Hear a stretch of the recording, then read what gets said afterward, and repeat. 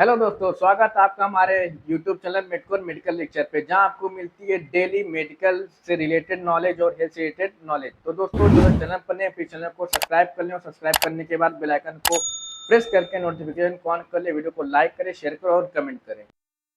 क्या आपके बेबी को डाइजेशन में प्रॉब्लम है? फीड के बाद पेट में गैस या कॉलिक पेन होता है? आज की इस वीडियो में हम बात करेंगे एक बहुत ही फेमस और बहुत ही इफेक्टिव ड्रॉप के बारे में। जी हाँ दोस्तों, हम बात कर रहे हैं अरिस्टोज़ाइम ड्रॉप्स के बारे में। एक ऐसी डाइजेस्टिव एंजाइम मेडिसिन है जो इन्फेंट्स और चिल्ड्रन दोनों में डाइजेशन को बेटर बनाती है।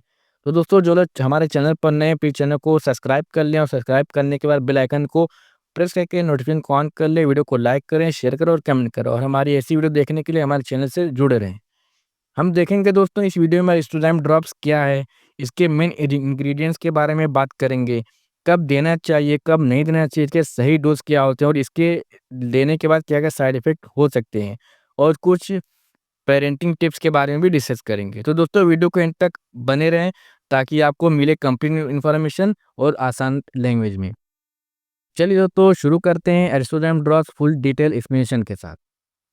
तो दोस्तों, पहले हम बात करते हैं इस ड्रॉप की कुछ जनरल इन्फॉर्मेशन के बारे में, जैसे कि इसका नाम किस ब्रांड के नाम से, किस नाम से ये मार्केट में मिलती है। तो ये जो नाम इसका है, एस्ट्रोजाइम ड्रॉप्स के नाम से ये मेडिकल स्टोर पर मिलती हैं। इसी कंपनी की बात करें तो इसको एरिस्टो फार्मास्यूटिकल कंपनी द्वारा मैन्युफैक्चर किया जाता है। इसके कंटेंट्स की बात करें तो इसके अंदर डास्टेज और पेप्सिन दो इंग्रेडिएंट मिला के इस ड्रॉप को तैयार किया जाता है। बात करें इसके क्वांटिटी की, 50 ml के पैक में आता है, और इसकी एमआरपी की बात करें तो ये 75 रुपीज़ की रेंज में अवेलेबल मेडिकल स्टोर पे कहीं पे भी मिल जाता है। अब दोस्तों, बात करते हैं इसके इंट्रोडक्शन के बारे में कि ये ड्रॉप आखिर होता क्या है। ये एक डाइजेस्टिव एंजाइम सप्लीमेंट है जो मेनली इन्फेंट्स और स्मॉल बेबीज के लिए बनाया गया है। ये ड्रॉप्स उन बच्चों के लिए यूज होता है जिनके पेट में गैस, इंडाइजेशन या भूख कम लगती है। मतलब कि ये एक डाइजेस्टिव एंजाइम सप्लीमेंट होता है, किसके लिए बनाया गया, मेनली इन्फेंट और बेबीज के लिए बनाया गया है। और ये किस कंडीशन में इस्तेमाल किया है, तो ये बच्चों में होने वाली प्रॉब्लम, जैसे कि फीड वगैरह के बाद, खाना खाने के बाद या मिल्क वगैरह लेने के बाद गैस, इंडाइजेशन या भूख कम लगती है। अरिस्टोज़ाइम ड्रॉप्स काम करता है डाइजेशन को इम्प्रूव करने में, कॉलिक पेन जो बच्चों में पेट दर्द की समस्या होती है उनको कम करने के लिए, और फीडिंग के बाद जो बच्चों में पेन होता है, पेट फूलता है उसमें, और उसके अलावा एपेटाइट बढ़ाने के लिए, यानी बच्चों की भूख को बढ़ाने के लिए भी इस ड्रॉप का इस्तेमाल करते हैं। अब देखते हैं हम ये ड्रॉप को किस तरीके से तैयार किया जाता है, किन-किन इंग्रीडिएंट्स से ड्रॉप को मिला के बनाया जाता है। इसके कंपोज़िशन की बात करें तो ये 2 मेन इंग्रीडिएंट्स इसके अंदर पाए जाते हैं। पहला जो होता है फंगल डास्टेज, जो एक तरह का अल्फा एमाइलेज होता है, जो 1 एमएल में 20 एमजी पाया जाता है। ये स्टार्च और कार्बोहाइड्रेट को तोड़कर सिंपल शुगर में बदल देता है, जिससे फूड ईज़िली डाइजेस्ट हो जाते हैं। पहला जो कंटेंट होता है हमारा, क्या होता है, फंगल डाइजेस्ट, जो एक तरह का अल्फा एमाइलेज होता है, और ये कितना 20 एमजी 1 एमएल में पाया जाता है। ये काम क्या करता है, स्टार्च और कार्बोहाइड्रेट को आसानी से तोड़ता है और शुगर में बदल देता है, जिससे जो बच्चों के फूड वगैरह होते हैं, जो भी वो फीड करते हैं, वो ईज़िली डाइजेस्ट हो जाते हैं। तो दूसरा जो कंटेंट होता है वो पेप्सिन होता है, जो कि 1 एमएल में 10 एमजी होता है। ये प्रोटीन को तोड़कर अमीनो एसिड में कन्वर्ट करता है, जिसे बॉडी ईज़िली ऑब्ज़र्व कर लेती है। इसमें कुछ फ्लेवर मिलाए जाते हैं बेबी टेस्ट के लिए, फ्लेवर बेस्ड और स्टेबलाइज़र होते हैं। ये ड्रॉप को पैलेटेबल पैलेटेबल बनाता है, मतलब कि जो ड्रॉप होते हैं बच्चों के, अच्छा टेस्ट देता है, जिससे बेबी इज़िली ले सके, ताकि उसको उसका टेस्ट पसंद आए तो बाहर नहीं निकाले मुँह के। अब बात करते हैं दोस्तों इसके वर्क मैकेनिज़्म के बारे में कि इस ड्रॉप को देने के बाद बच्चों की बॉडी में जाने के बाद ये कैसे वर्क करता है। तो जब बेबी का डाइजेस्टिव सिस्टम वीक होता है, खाना जैसे कि मिल्क, फार्मूला मिल्क या कोई सा भी फूड होता है, उसको लेने के बाद प्रॉपर्ली डाइजेस्ट नहीं हो पाता है। तो ये जो अरिस्टोज़ाइम ड्रॉप्स में जो एंजाइम्स होते हैं, डासेज और पेप्सिन, दोनों मिलकर क्या काम करते हैं, फूड को छोटे-छोटे मॉलिक्यूल्स में तोड़ देते हैं। कार्ब को शुगर में तोड़ता है, प्रोटीन्स को अमीनो एसिड्स में। इस प्रोसेस से पाचन फास्ट होता है, गैस और हैवीनेस कम होती है, और बेबी एक्टिव और कंफर्टेबल फील करता है। कार्ब को किसमें तोड़ता है, ये शुगर में, और प्रोटीन को अमीनो एसिड्स में, जिससे क्या होती है, बच्चे की जो पाचन, जो डाइजेस्टिव प्रोसेस होती है वो फास्ट हो जाती है, गैस और हैवीनेस जो होती है बच्चों में वो कम हो जाती है, और बेबी को अच्छा कंफर्टेबल फील होता है, तो बेबी रोता नहीं है और खुश दिखता है।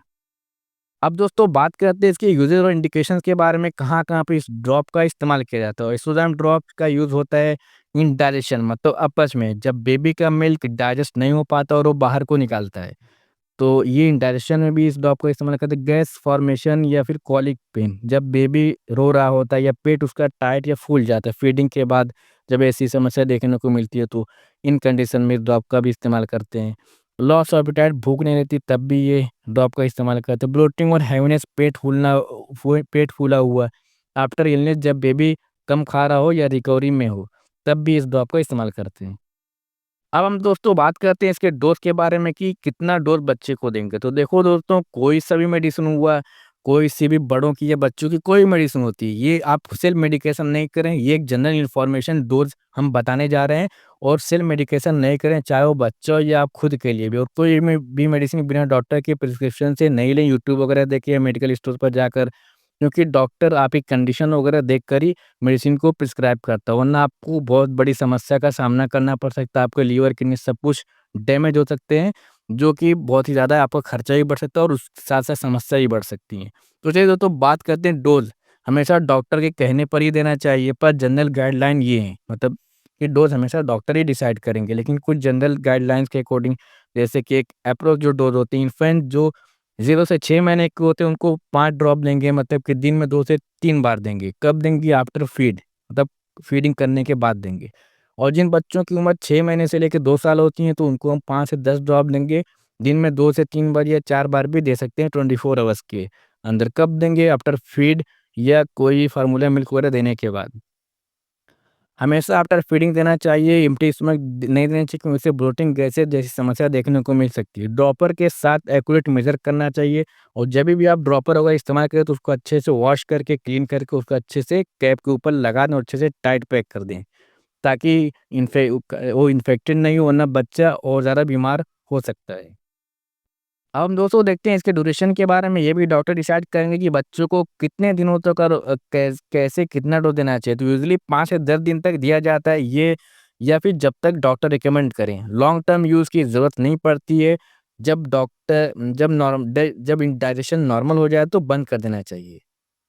तो दोस्तों, अब हम इसके आगे बढ़ते हैं और देखते हैं कि इस ड्रॉप को देने के बाद बच्चों में क्या-क्या साइड इफ़ेक्ट देखने को मिल सकते हैं। जनरली तो ये ड्रॉप सेफ होता है, पर कभी-कभी कुछ केसेज़ में माइल्ड रिएक्शन देखने को मिल सकते हैं, जैसे कि नौज़िया, उबकाई का आना, मतलब मतली जैसा फ़ील होना बच्चे को, माइल्ड लूज़ मोशन भी हो सकता है, स्टमक डिस्कम्फर्ट देखने को मिल सकता है। उसके अलावा रेयरली एलर्जिक रैशेज़, जो कि बच्चों की बॉडी में स्किन पे दाने या रैशेज़ देखने को मिल सकते हैं। अगर बेबी में कोई भी अनयूजुअल सिम्पटम दिखे तो फ़ौरन अपने डॉक्टर से कंसल्ट करें, उसको इग्नोर नहीं करें। अब बात करते हैं दोस्तों इसके प्रिकॉशंस के बारे में। तो डॉक्टर के प्रिस्क्रिप्शन से ही यूज़ करें। देखा आपने, यूजली न्यूबॉर्न हो या एडल्ट हो या इन्फेंट हो या फिर कोई भी हो, हमेशा डॉक्टर की प्रिस्क्रिप्शन के बाद या फिर उनको दिखाने के बाद, उनसे कंसल्ट करने के बाद ही मेडिकेशन करें। ओवरडोज से बचें, ज़्यादा ड्रॉप्स पेट खराब कर सकता है। अगर बेबी को वोमिटिंग, डायरिया या अल्सर है तो वो पहले कंसल्ट करें। रेफ्रिजरेशन ज़रूरत नहीं, मतलब इस ड्रॉप को कहीं पे भी फ्रीज़ वगैरह में रखने की ज़रूरत नहीं है। आप नॉर्मल रूम टेम्परेचर पे इसको आसानी से रखें, कोई दिक्कत नहीं। बस इसका ध्यान रखें कि आप जब भी ड्रॉपर का इस्तेमाल करें बच्चों को ड्रॉप देने के लिए, तो उसको अच्छे से वॉश करके उसको टाइट पैक कर दें। हमेशा ड्रॉपर क्लीन रखना चाहिए, वरना वो इन्फेक्टेड हो सकता है। अब इसके कॉन्ट्रा इंडिकेशंस की बात करें तो स्टोमक अल्सर, जिनको एलर्जिक टू पेप्सिन और डाइस, अगर किसी को स्टोमक अल्सर की बच्चे को प्रॉब्लम है, या अगर उसको एलर्जी है, अगर ऐसे आपने कभी नोटिस किया है पेप्सिन या डाइसेस से, तो उसको नहीं देना चाहिए एक्यूट एब्डोमिनल पेन के केसेस में। अब दोस्तों, हम इस ड्रॉप, एरिस्टोडाइम ड्रॉप के बारे में कुछ मिथ और इनकी रियलिटी, मतलब कि इनकी अफवाहों और इनकी सच्चाई के बारे में डिस्कस करेंगे। जैसे कि कुछ लोगों का कहना है एरिस्टोडाइम ड्रॉप एक टॉनिक है, डेली देना चाहिए। तो इसकी सच्चाई की बात करें तो ये एक मेडिसिन है, टॉनिक नहीं है। सिर्फ तब देना चाहिए जब बेबी को डाइजेशन इश्यू हो, जैसे गैस, कॉलिक पेन या ब्लोटिंग जैसी समस्या देखने को मिले। दूसरा जो मिथ है हमारा, इससे बेबी का वेट जल्दी बढ़ता है। तो ये डायरेक्टली वेट गेन नहीं करता है, ये डाइजेशन को इम्प्रूव करता है, इससे एपेटाइट बढ़ जाती है और इनडायरेक्टली वेट इम्प्रूव होता है। मतलब कि बच्चे का जब डाइजेशन अच्छा रहेगा तो बच्चे को बार बार भूख लगेगी, और जब बच्चा खाएगा तो उसका वेट अच्छा खासा गेन होगा। तीसरा जो मिथ होता है, एरिस्टोडाइम ड्रॉप्स बिना डॉक्टर के भी दे सकते हैं। तो हर बेबी अलग होता है, कभी-कभी एलर्जी या लूज़ मोशन हो सकते हैं, डॉक्टर के एडवाइस से ही देना चाहिए। चौथा जो मिथ है हमारा, ये सिर्फ़ छोटे बच्चों के लिए होता है। रियलिटी की बात करें तो एसोज़ाइम ड्रॉप इन्फेंट्स के लिए हैं, लेकिन एसोज़ाइम सिरप बड़ा वर्ज़न होता है जो बड़े बच्चों और एडल्ट्स के लिए भी यूज़ होता है।